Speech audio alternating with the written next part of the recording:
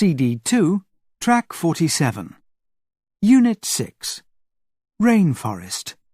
Pupils Book, page 51, Activity 13. Listen and read. The Amazon rainforest.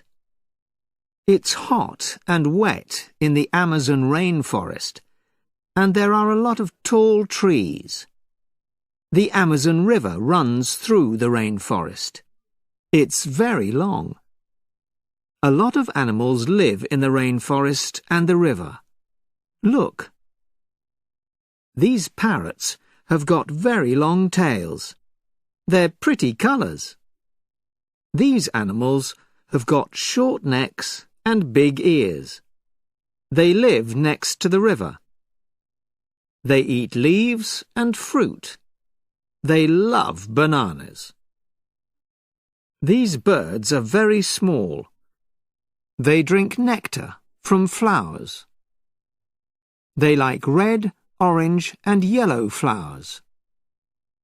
These big spiders have got long legs. They live under the leaves in the rainforest. They can eat a bird or a mouse.